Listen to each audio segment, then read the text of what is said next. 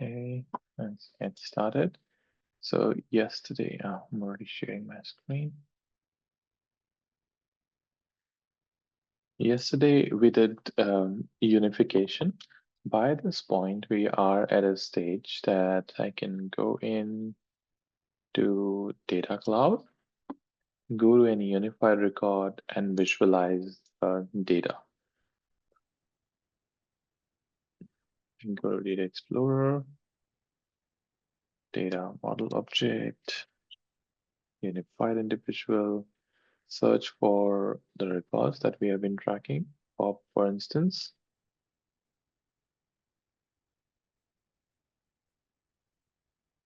And I'll be able to visualize all the data that we have configured so far, that we have unified so far, including the insights. Today, today and tomorrow's class is very much focused on segmentation and activation. That's an add-on license where marketers, marketing managers, marketing administrators, it is being recorded. Yes, Russell, it's being recorded. The marketers and others can go in and can start segmenting the data and finally activating the data, which is sending it out of Data Cloud. It can be in Marketing Cloud. It can be in any other marketing platform.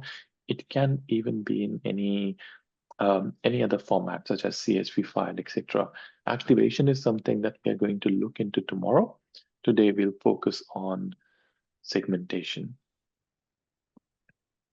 For segmentation, before going to segmentation, I'll go to identity resolution and show you the overall unified profiles. We had total 60 records in this instance, and out of 60 records, we had 43 unified profiles for us, which brought the consolidation rate to 28%.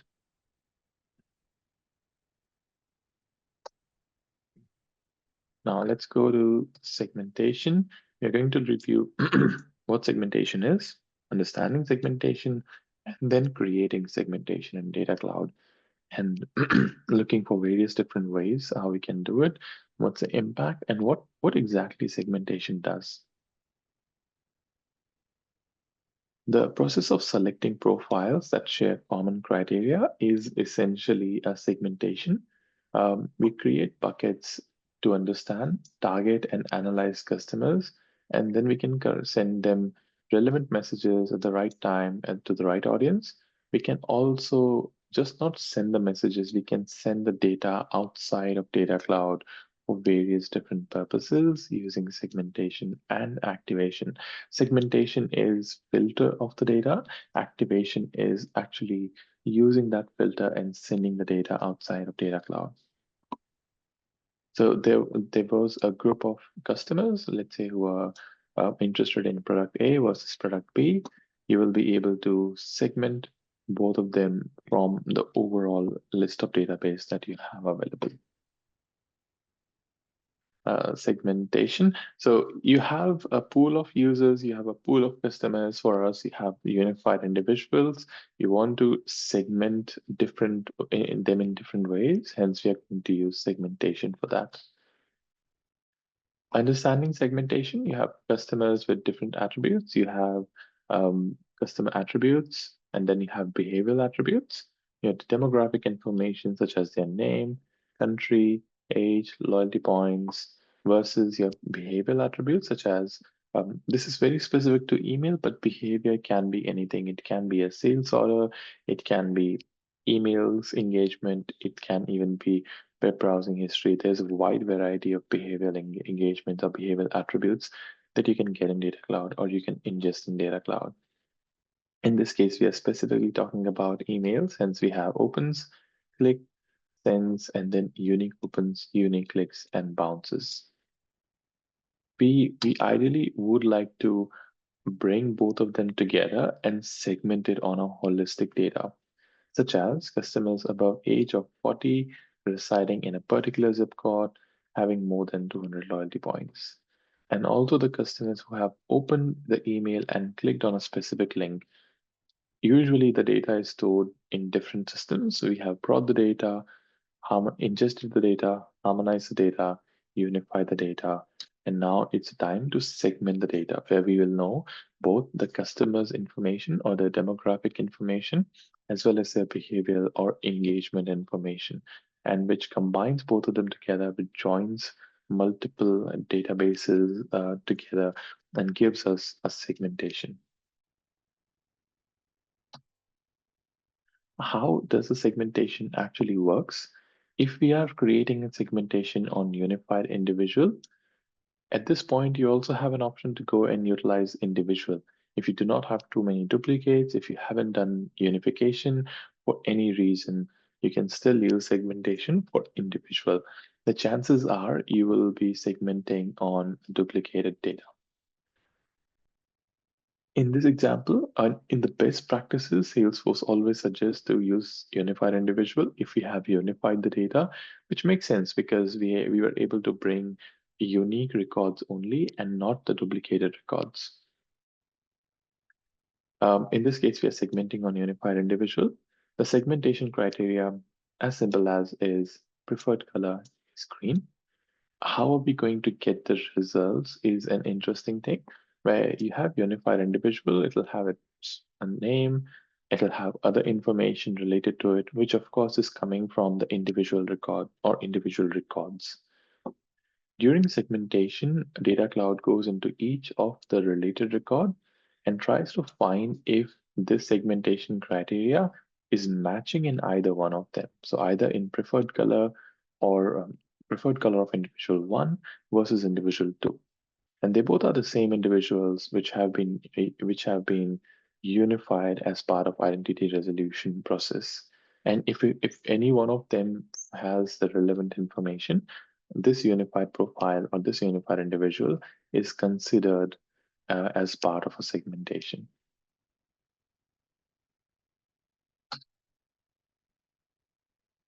Segmentation creation process, you have various attributes that you can pick from. You have a direct one-on-one relationship that you can segment on, such as if you're doing on unified individual, you can pick the fields that are directly available on unified individual. You can also pick calculated insights that are related to unified individual. In our case, it'll be total loyalty points. Then you have an option to look at N:1 relationship where all the related attributes, and these related attributes not necessarily has to be directly related to unified individual. If they are indirectly related, then also they will show up. For instance, cases, parking reservations, sales orders. In fact, sales order product is something which we have seen is not a direct relationship. It's an indirect relationship with the individual, but still these are available for you to segment and process upon. So you get direct relationship as well as related attributes or indirect relationship. And finally, you can use one segment into another. It's called inner segment. If you have multiple segments created, we can utilize that to bring either the data or just the logic into our segmentation process. Now let's go to our hands-on exercise, but before we do that, let me try to open the bootcamp data dictionary. And iterate over where we started with. In our first session, when we met, we looked at the use cases, and everything in Data Cloud is driven by what output are we going to generate. So this is a point where we are almost there.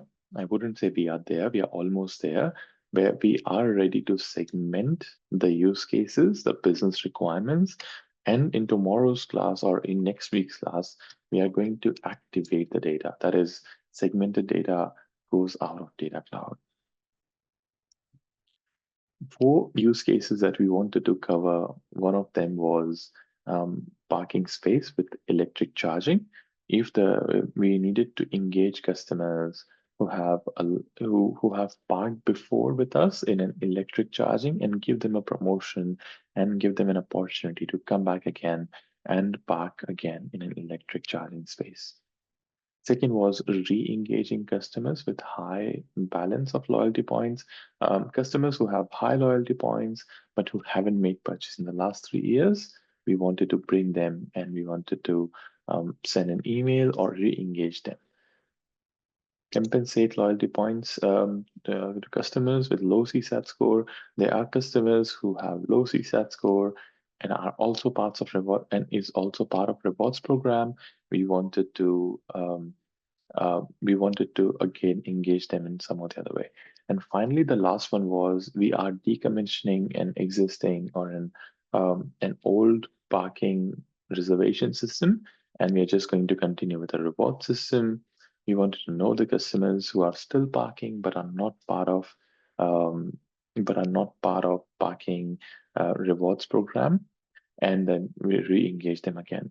So all four of them are in some or the other way re-engaging a customer, but we are not going to send the data to Marketing Cloud. In tomorrow's class or in next week's class, I'll be able to walk you through what happens, how we send the data to Marketing Cloud. For us, we are going to send the data back to AWS. But these are the four use cases which we are at a point which we're going to perform hands-on. We are going to look at the results and then activate the data in the next class. Create a segment for customers parked at EV charging station. Let's go ahead, do a hands-on, create a new segment and see how the segments are created in Data Cloud. Rasab, your question was consolidation rate is 28%. That's exactly what you mentioned. The total records are 60 source profiles in the individual DMO. When we performed the unification, we found total unified profiles as 43. So there are certain records which we were able to find as duplicates or as part of matching rule and bring them together. The consolidation rate is directly related to your total unified profiles. In this case, 28% were the duplicates, and we were able to consolidate them as part of a unified profile. In one of the sessions, I think in the first session of this week, where we performed the unification, I informed consolidation rate is not a point to judge whether your identity resolution is correct or not. That's subjective based on the industry you are in, based on the customer that you're working with. If they already have very mature data set, if they have validation rules, if they have data governance across multiple systems, naturally they will not find a lot of duplicates. Hence, consolidation rate will be very less for them, maybe somewhere between 10 to 15%. Versus the customers who do not have that data governance and who are heavily relying on Data Cloud to do it, we will know that the consolidation rate will be much more higher, 50% or more. But consolidation rate is not really it's not really something that you track. It's moreover you adjust according to your needs for your organization or for your customer. Now I'll go to a next tab. I'll click on segment. Right now we shouldn't really have any segment at this point in time. And let's start creating one.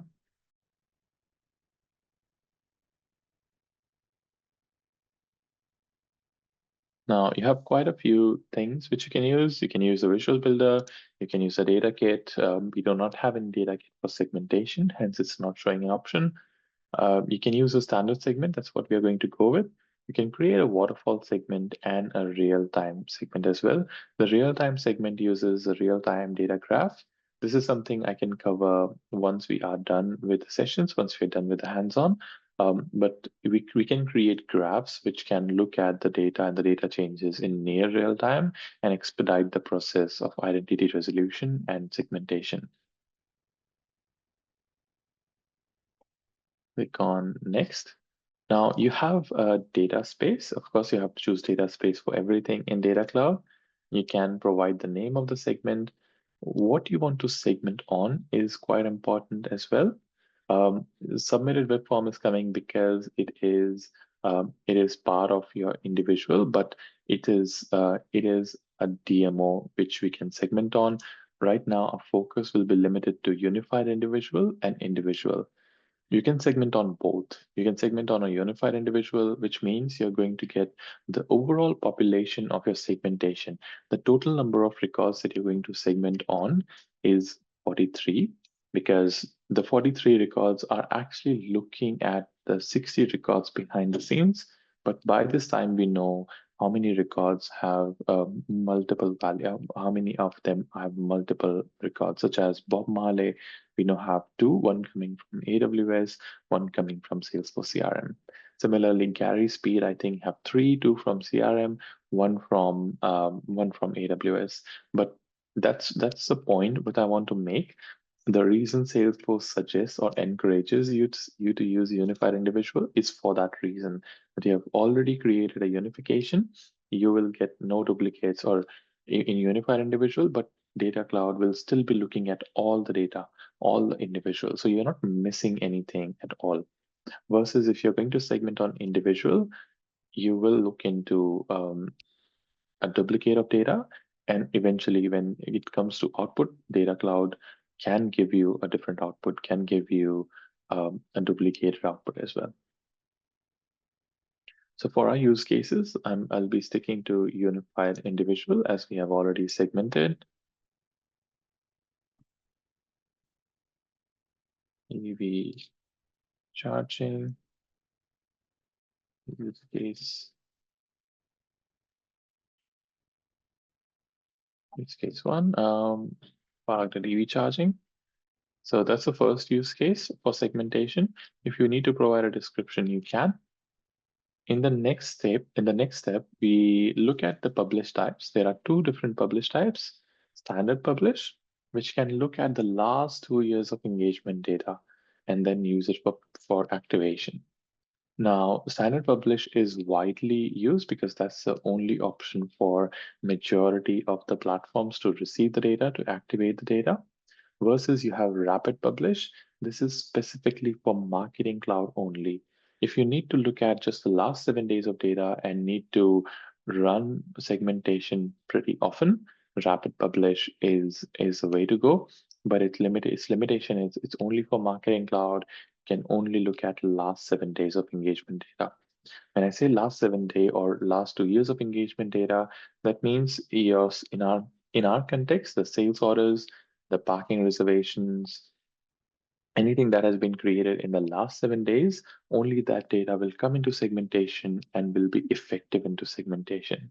If you do not have anything in last 7 days, probably you'll not get any results of segmentation. Rapid Publish have quite a few publish options. If you want to schedule a publish, you can do it every hour or every 4 hour. That's why some customers go with Rapid Publish, where they want to segment on, I would say, data that is recent, data that is within the last 7 days. If I choose standard publish, and that's what we're going to choose for our use case, because our use case definitely looks at the last 2 years of data, not just last 7 days of data.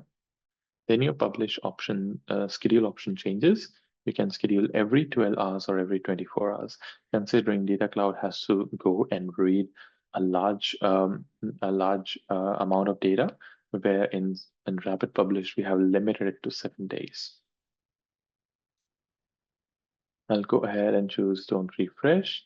I can choose a start. If I choose publish schedule, I can choose a start date and an end date when the schedule or when the segmentation will start and when it can finish on its own. I'm going to set don't refresh. I don't really want to refresh it automatically. I'm going to refresh it by myself. And I can choose a lookable window. So it says you can look back for last 2 years. Not necessarily you have to look for last 2 years. It depends on your use case. If you want to create a segment that only looks for last 90 days, do that. If you want to look at the segment that does for last 120 days, you can do that. If you change it to years, the maximum you can choose is 2. If I choose 3, it'll give me an error. The range of years has to be between 1 and 2. So standard publish is much more, I would say, robust in terms of looking at the data, looking at the overall data, versus rapid publish is robust if you want to look at a specific amount of data, last 5 days, last 7 days. but you want to do a rapid publish every 1 hour, every 4 hours. Going to click on save. I have selected rapid publish. I'm not scheduling it, and my look back window is for 2 years.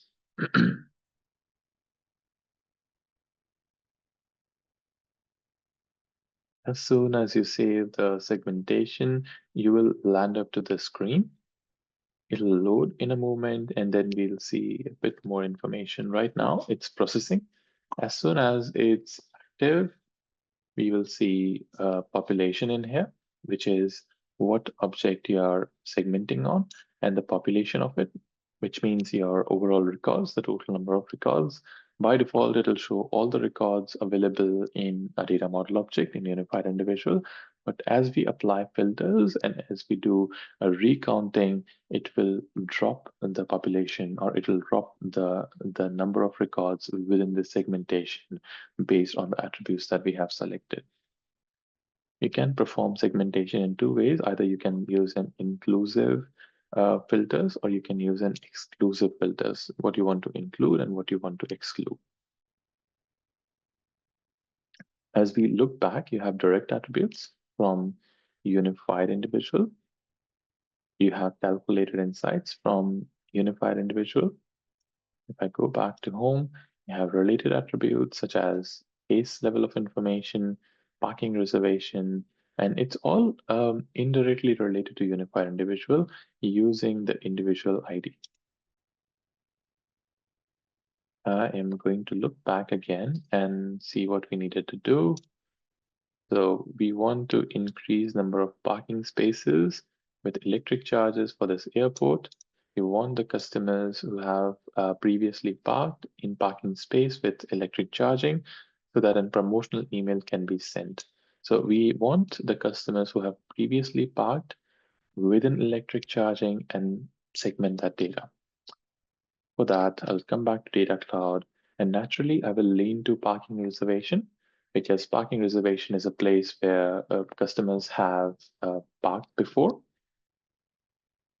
So I'll go in and go to parking space. So from parking reservation, I'm traversing through parking space. And if you notice, now it'll feel a lot more like Salesforce CRM, where you can traverse from unified individual to individual indirectly behind the scenes, go to parking reservation, go to parking space and see the related attributes, bring them along and do a segment on or do a filter on. This is because of the relationship that we set in data model during data modeling class. That all is paying off now at this point in time when we are segmenting the data. The first thing we need to know is either the parking space has charging station available, and I'm going to go with a count. We need parking reservation records where at least one record for a customer where the parking space has a charging station available. If you remember, when we were creating a data model object, we ticked on a few checkboxes. If I go back and try to check build the memory, let's go to parking reservation, for instance, or data model and parking reservation. We created a custom data model. Within that custom data model, when we were defining fields, we had one of the field attribute, which is enable value suggestion. We enabled it for reservation status. We also enabled it for parking space, charging station available. And because of this feature, because we enabled enable value suggestion for a text field within a data model object, when I'm at a segmentation stage, I'm able to get the unique values out of that, either yes or no. It almost feels like a drop down, but this is only possible because we have enable value suggestions available in a data model object. If we didn't have it, we'll never see these options. We have to type in the values by ourselves.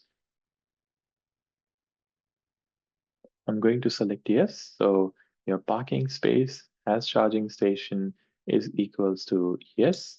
If there is any one record with such criteria, we should include that in our population. I'm going to click on done. and recalculate the segmentation process. I can do that by clicking on Save. If I click on Save, it saves the segment and it also starts recounting the segmentation. It also starts recounting how many customers have actually, first of all, parking reservation records. And out of those reservation records, how many people have actually parked in a charging station available space. It's bringing a segmentation population of 6. If I wanted to do a recount, I can do it here as well. Just do a recount, not save it. So we have received a segmented population of 6 records out of 43. I generally usually go and look at the data as well within Data Explorer to make sure we are doing the right segmentation. Moreover, a spot checks. So I'm going to parking reservation. You may not be able to visualize all the data right away because the data is scattered across multiple tables, such as you have parking reservation information in here, but then you'll not have the people who have stored in the parking space. So it becomes a bit difficult to review the data from here. What I can do, I can bring the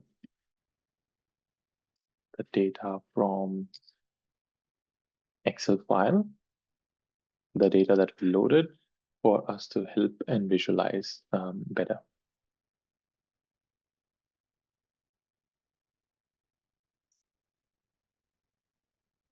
If I look at the parking reservation record right here, now again, you'll not have complete information. I'll go to parking space.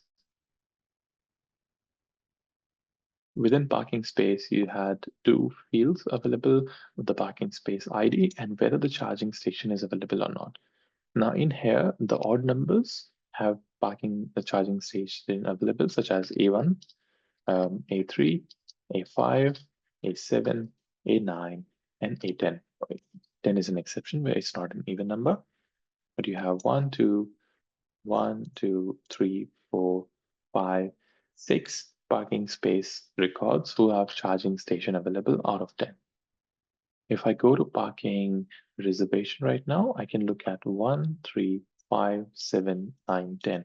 Basically, there's a row for parking reservation for each of the parking spaces. Hence, again, your total count is coming to 6, which means your data, your segmentation is running correctly. You have segmented 6 records out of 43. And that's really the end of segmentation. You come to the screen, you identify the overall population, you try to create different filters based on various different criterias across various different related or unrelated attributes, directly or indirectly related attributes, and then refresh the population. Once you are comfortable with the population, you click on done. And that's where you go back to Salesforce standard page for segmentation as well, where you can see the status when it was last published, the overall population again. Because it's very tightly related to activations, segmentation is not complete without an activation. So what we are doing right now is a part process. We are creating buckets and we are trying to bring the records, but we are not ready to send the records yet. So the next hands-on is understanding customers with high loyalty points who are not actively purchasing. If I go back to a detailed use case, what we were looking for is to identify customers who have high loyalty point balance and have not made any purchase in the last 3 months. Now, in this use case, the use case was a bit high level where it says high loyalty points. So at this point, we can assume high loyalty point means more than 1,000 points and then try to segment the data accordingly. I will go back in here and click on new. Again, choose a standard segment, click on next. Your default data space, segmenting on a unified individual, and the segmentation name is use case 2.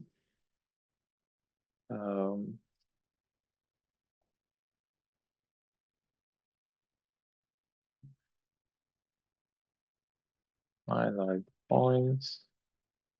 Loyalty points should be enough. Click on next. Again, I'm going to choose standard publish because we are looking at the data. The sales order that we're looking is for the last 90 days. Now in here, I have an option because my segmentation is very limited and looking at just last 90 days from today, from this point in time. I can also just look at the look back window for 90 days. And if there's any sales order, it will naturally bring in here. For simplicity, I'm going to change it to years. So I'm still going to look at the last 2 years, but within the filters, I can define any sales orders that have been created in the last 90 days. You can do both ways. You can just put a look back window, and all you need to know is whether any sales order exists in the system with that 90 days of look back window, or you can look back for the last 2 years if you want to perform any more things in a segmentation, and then just query the data based on the created order created date. Going to click on save. And again, wait for the population to come in. So right now it's 43. Now, before we go ahead and perform a segmentation, I'll actually go to sales order and try to review the data. If you're going to find any data for the last 90 days, and also the customers who have more loyalty points. To identify loyalty points, we should be able to look at calculated insight. Look at total calculate loyalty points. I can apply a very simple filter to say loyalty points greater than 1,000, greater than or equals to 1,000, and apply. So here I know I'm going to get 1, 2, 3, 4, 5, 6 records, ranging from 1,260 going up to, or ranging from 1,092 going up to 5,960, but the population is 6 records. If I go to sales order, and this is due diligence which I'm doing upfront. Previously, I did before. Right now, I'm doing upfront. If I look at the sales order date, you will notice the date is in 2019, going up to 2024 March. So the sales order data is quite outdated. Nothing is coming within the last 90 days. So those 6 customers will naturally fall into the category where they are customers with high loyalty points, more than 1,000, and haven't purchased in the last 3 months. So at this point, we are sure we should get 6 records in our segmentation. Now, what I did before was a spot check whether my segmentation is right or not. What I'm doing right now is more of a data analysis to understand what will be the position of my segmentation. In real life project, not necessarily we are going to drill down to 6 records or 600 records or 650 records, but we should be able to at least classify the data of how much volume are we looking for. If you are too high or too low, you know that something is not right, either in relationships or your segmentation is not working quite accurately, and then you go about and try to identify what was the cause for it. So I'm going to look at the direct attributes within a unified individual. You will see a calculated insight in here. I'm going to click on this calculated insight. I have total loyalty points. I'm going to drag and drop it in here. I can choose the total loyalty points greater than or equals to 1,000 and click on done. I can, this time I can come here and start a recount. So it will give me the total population. It should come to 6 records because that's what we did the analysis upfront. I will also add a related attribute for sales order because we needed to know whether by this time we know that the sales order will not make an impact, but it's quite an important activity for us to understand whether there are any sales orders that's been created in the last 90 days. So I'm going to choose order start date from sales order, drag and drop in here. And in this example, you can realize how data from different data sets is working together, and it almost feels like everything is related to unified individual directly, where calculated insight is actually coming from, like your loyalty points are coming from a calculated insight, which is a derived data. Sales order actually came from AWS. It's related to individual. We unified the data, and now it's available here. So you have wide variety of data that wasn't easy to stitch, but that's the value proposition where once you have done unification, everything after that is unified. You'll be able to look up to the unique records, but the beauty is you can again go back to those individual records, their related objects, and segment accordingly or filter accordingly. Now I'm going to look at, let's look at the measurement first. Previously, we didn't look at it, where you have sales order. What kind of measurement are you looking for? Are you looking for count, where you should have at least one record, exactly exactly one record, at most one record out of the filter that we are going to apply? Or you're looking for minimum, maximum, sum, or averages of sales orders?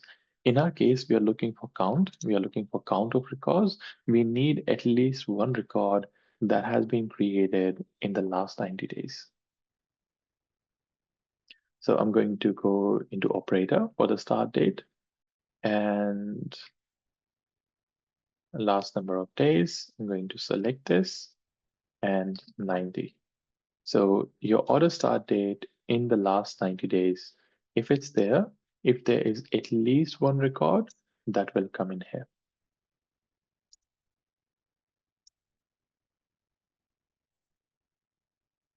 I think I have to choose a different one. Just a second. The criteria was calculated loyalty points should be high and the sales order is not within the last 90 days. So I'm going to choose as value, anniversary, number of days, last number of days.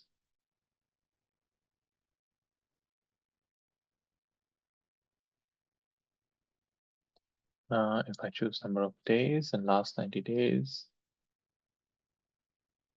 I think I should choose this. So if your sales order start date has the data within last 90 days, the overall count should exactly be 0. If the count is not 0, that means this condition is not correct and it will not segment the data. If I click on done, you will also notice I can choose an operator, whether I want an or operator or an and operator between these two conditions. In our use case, we definitely want an and operator, where your loyalty points should be more than 1,000, but you shouldn't have any sales orders in the last 90 days. Click on save. There shouldn't be any impact on population because there are no sales orders for the last 1 year. So there's no change in the segment population. But this time we were able to bring total loyalty points from a calculated insight. We were able to bring the sales order information from related objects related to indirectly related to individual, directly related to an individual. Again, that's coming from AWS. If I click on done, by this time again, you'll have an active segment. It's not published yet. You cannot publish a segment without without an activation. So for processing a segment, you need to have an activation. It needs the data needs places to go. Before that, you'll not be able to publish a segment by itself. So by this time, we have completed 2 use cases, EV charging and high loyalty points. Both are coming with a population of 6, but the number of the records, the customers can be different, not really same. Even though the population is same, you can have different set of records in EV charging versus high loyalty points and no sales orders the last 30 days. That's our second hands-on exercise. The next one that we are looking for is reward program customers with low CSAT score. Again, we can define by ourselves at this point, what does low CSAT score mean? I will go with anything less than 4 is a low CSAT score. And it also wants to know the members who are part of rewards program. So we do not have an identifier for rewards program. I'd rather go with the customers who have loyalty points are considered as a rewards program customers who do not have loyalty points are not considered as a rewards program customer. We know for a fact that if I go back to Data Explorer and try to go to Calculator Insight, we only have handful of records. I think we only have 9 records who have loyalty points. So naturally, we have somewhere between 9 to 9 people who are actively part of your rewards program. Others are not. So this is the criteria which I'm going to choose. If your loyalty points are greater than 0, that means you are a rewards point member. And of course, if your CSAT score is less than 4, you're again considered for the segmentation. Go to new segment, click on new, click on next. I'm segmenting on unified individual. I'm performing use case 3, which is low CSAT 4. Next, it's a standard publish. I am not going to publish it, and the look back window is 2 years. Save.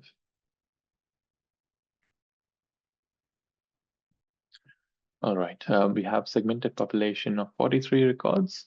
I will go to unified individual within direct attributes, go to calculator insights, and drag and drop total loyalty points in here. Previously, we did 1,000 if it's greater than or equals to 1,000. Right now, all I need to do is has value. If total loyalty point has value, that's all we need to know. We don't really need to know how much. All we need to know if this unified individual has any calculated loyalty points or records within calculated loyalty points, calculated insight or not. That's the first case for identifying whether this customer is part of rewards program or not. The second is going to cases, bringing the CSAT and looking at count. We need the count at least 1. Your CSAT should be less than or equals to, I would say less than 4. So anything that's 1, 2, or 3 should be considered within this scenario. I'm going to click on done. I'm going to click on edit again. And with cases, you have case container path. You look at what are you eventually looking for. In this case, you have quite a few examples. So you can look at account. We are not working with account. We are not working with parent cases, not with account or bill to account, not with parent cases again. We are looking at case.individual should match with unified individual. Now that's an indirect relationship. We know about it, but cases individual or custom ID should match with the unified ID indirectly. So that's what the path is. You can have multiple paths. You can go from a parent to a child case. You can go from an account, or you can go from a contact point of view. In this case, we are referring to cases that are related to individual, cases that are related to a B2C contact. Where did it go?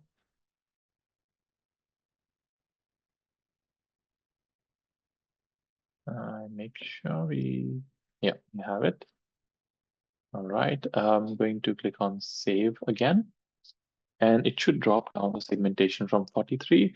We know that we do not have 43 records who have CSAT or who have cases. These are only the records which are coming from Salesforce CRM. To verify the data, I'll bring in this spreadsheet. I'll try to put a filter on and try to bring anything that's 1, 2, and 3. And I have about 7 records. So that's the process of me validating the data. Again, in real life scenario, the data validation may not be that easy or that straightforward. You need to come up with strategies. Your testing team needs to come up with strategies for this.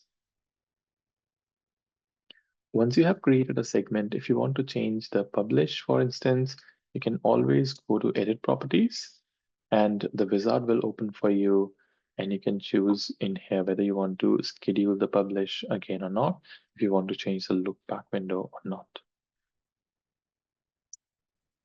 Good. Into discard, click on segment. Now we have 3 segments, 2 with population 6, 1 with population 7.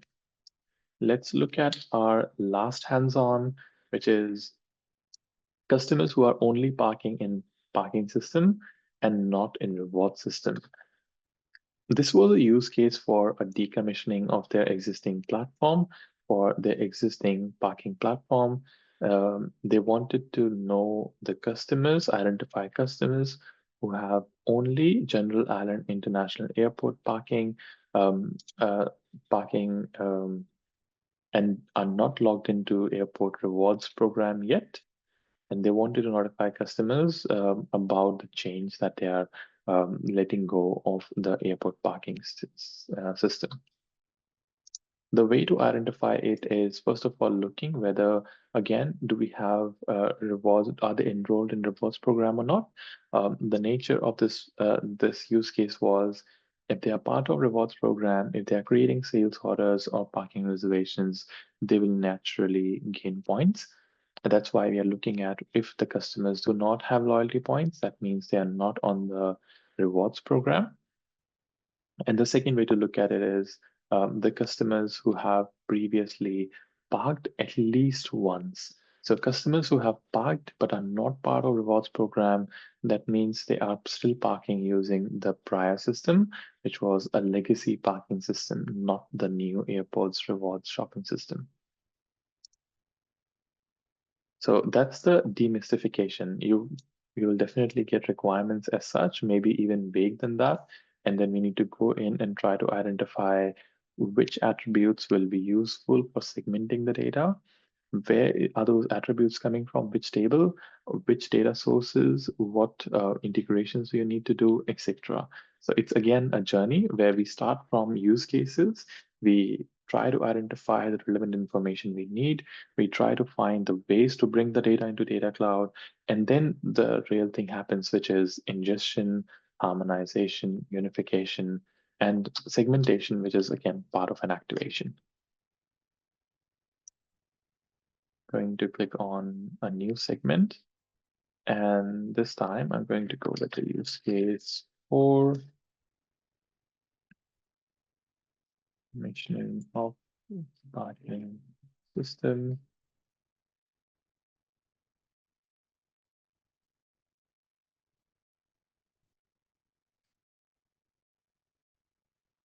Mentioning parking system, am I not doing it right? Next. I'm going to use the standard publish still. I do not want to refresh, and the look back window is 2 years. I want to look at all the data that's available.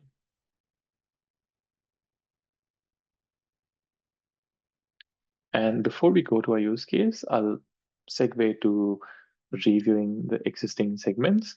Because we have 3 segments right now, I can drag and drop any of the segment in here. So I'm going to drag, let's say, EV charging station. That's how you can use a segment within a segment. And you have to choose a behavior, whether you'll use a last published membership, which means whatever data is being published previously, use that, and you do not have to republish a segment again. Or the second one, which is just use a segment criteria. Don't really use a publish, don't use the results, only use the criteria, which is whatever your criteria was, bring that along, and it will refresh every time as part of the segmentation. So there are 2 ways to improve the performance.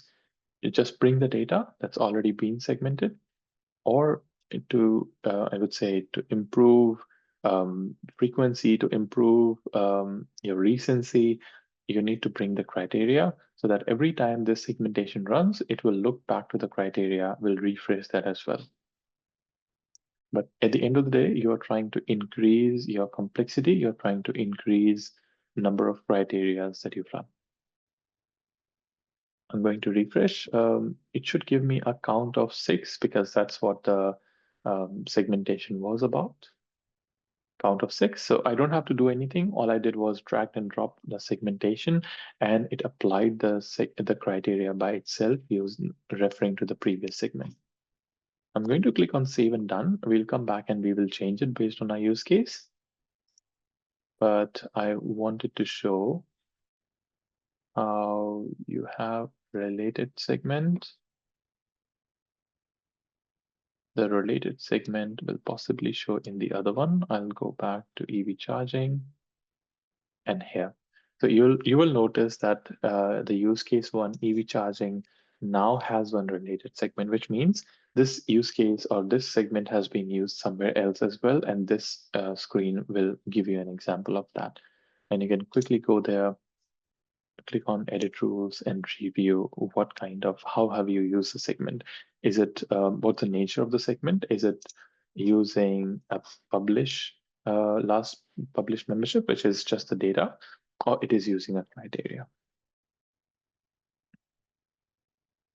I will delete it and we'll continue with our use case, which was understanding customers who are not part of rewards program, but are still parking.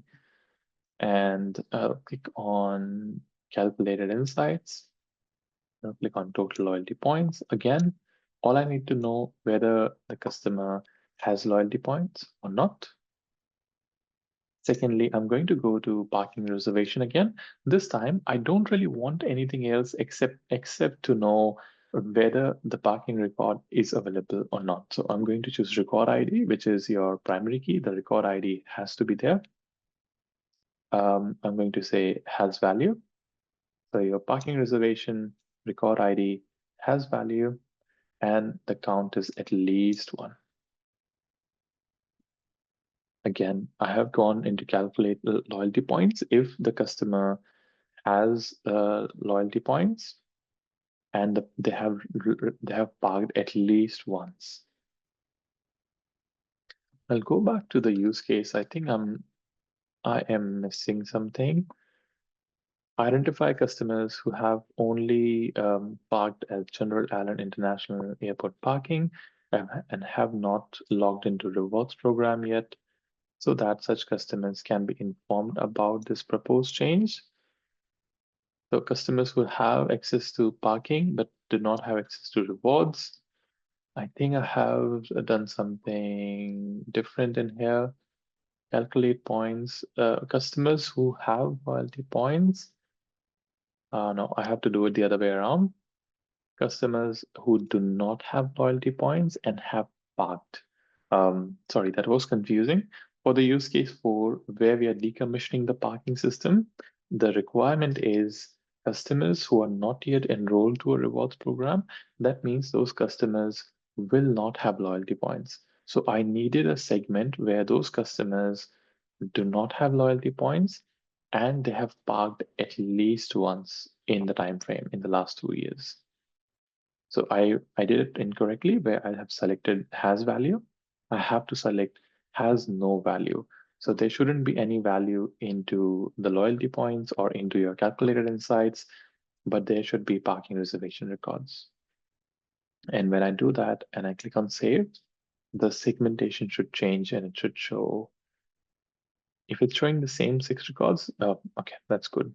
If it was showing the same 6 records, I had to justify it's not the same records, it's a different record, but it's good. It's showing 4 records. That means there are only 4 customers who are not into loyalty points and also have parked in the last 2 years. Right, I'm done. Click on segment and refresh. So we have our 4 use cases and we have the population for each of them in here. I'll go back to our hands-on. We completed 4 hands-on exercises creating segmentation. The next, I think we have a few more slides mainly to talk about segmentation prerequisites, segmentation limitations, and considerations.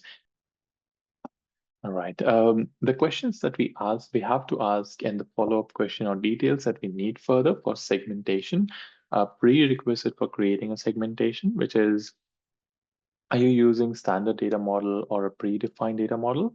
what attributes do those data bundles offer segmentation? Standard data model to understand whether we are using unified individual or not. That's very, very important.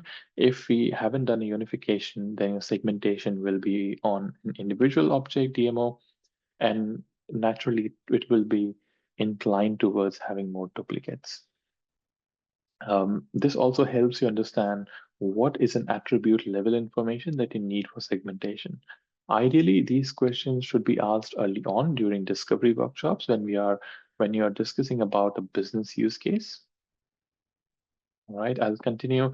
So this is a question which you should ask your customers during discovery, during early on discussions, because when you're creating a segmentation, and that time you're trying to identify which attributes to segment, you may fall into surprises that the attribute is not there, or it's not configured based on your expectation, the relationships and etc. And you may have to do a bit of a rework again. So these questions are prerequisites for segmentation. Again, ideally should be asked during the discovery sessions. What data do you want to be cleaned? What data do we want to be cleaned, transformed? An example is, do you want the value of United Kingdom in a country attribute standardized to UK versus UK? The reason for this question is, and it's just an example, but there can be a wide variety of data that needs to be cleaned or transformed. The reason is segmentation will work based on attributes. So at the end of the day, you'll go to segment, you'll choose a country, and you'll try to put a value is equals to, has value, contains, etc. And for that, you need credible data. If your data is in 5 different ways, you may have to apply complex filters, and that'll increase complexity on your segmentation. But if your data is clean, it can be as simple as just country as UK or country as United Kingdom. And country is just an example. You have to look at the data that needs to be cleaned holistically across all the entities, all the attributes. And again, this may or may not be a job of you as a data cloud consultant. It really depends with the customer, with the organization that you're working in. If they have a data team, it's usually their responsibility to let you know, but you have to ask questions and then decide whether it'll happen in Data Cloud and you're responsible for it, or it'll happen outside of Data Cloud and some other team is responsible for it. If some other team is responsible, then there's a dependency. If you are responsible, then of course you have to plan accordingly. What data sources have the most up-to-date information? That's important. For example, you may have an up-to-date email coming from Marketing Cloud, not from CRM, and you will use the information in segmentation accordingly, or even in activation accordingly. How often are the data source being refreshed? That's an important question, because you just don't want your segmentation to run every 12 hours or every 24 hours where there's no need to. It's important to align your refreshes starting from ingestion to transformation to unification and segmentation. Of course, in unification, you do not have a lot of control, where unification will only happen once there's a change in an existing data. But other things are something that you can control, either refreshing it manually, which is not intended by any customer. It's not a best practice in any case. You can do a refreshes in a timely manner, such as schedule it on a timely basis. Or third is something you can orchestrate using Salesforce flows. But this is quite important because it'll have an implication of burning your credit. So you shouldn't really be running a process where there's no need to. What are the considerations? Segment action is a refresh. So when we do a recount, it's a refresh of segmentation. It's not a publish. The publish cannot happen without an activation. So what we did right now, we created a segment, and when we did a recount, it's just a refresh. It wasn't a publish. When a segment runs, its eligible profiles are refreshed. They aren't published anywhere yet. So it's not published, it's just refreshed. We are just refreshing the segment to understand the overall count of the records. Segment membership analysis. This is a DMO that's been created with every segment where we can review current and historical segment membership. How many records were there? We can also review the data of segment membership. We can do that after today. Like when we go in, we should be able to review segment membership is available. We'll be able to have a review of that and enhance our testing strategy with segment membership. We do have system limitations. So one of the limitation you must have noticed is segmentation can only look back for up to 2 years, and that's a restriction. You cannot look back, or segmentation will naturally not look back anything that is before 2 years, and that's mainly for the engagement data. Engagement data is driven by two fields, primary key and the event date time field. So that event date time field is being used here to categorize what's your look back window for your segmentation. To overcome this, you can use a calculated insight. Let's say you wanted to identify your customer's lifetime value, and you try to do by bringing all the sales orders in segmentation. It may not work that way because you'll not be able to bring all the sales orders in here, but you can always do a calculated insight because calculated insight has no limitation. It can look back to any amount of data as long as your calculated insight can finish in two hours of processing. It can look back to any time of data. So wherever we require greater than 2 years to be considered in segmentation, we look at calculated insight and we try to aggregate those historical events. Running segments consumes credits. As we discussed, the more you think about the segment, the more credits you will consume. The good thing is segmentation doesn't really consume a lot, 1,000,000 records for 20 points versus unification, 100,000 points per million. So the impacts are a bit smaller, but still it consumes credits. And because the capability is mainly for the marketing team, they need to be aware of what are the implications. As a data cloud consultant, as a data cloud architect, as a data cloud admin, or as a data cloud user, you cannot create a segment. As a data aware specialist, you can just review the segment, but all the other marketing profiles can actually go in and either create a segment or create an activation. And that consumes credit. So your marketing team or the person who's responsible for creating a segmentation and activation should know about the credit limits and how it's being consumed.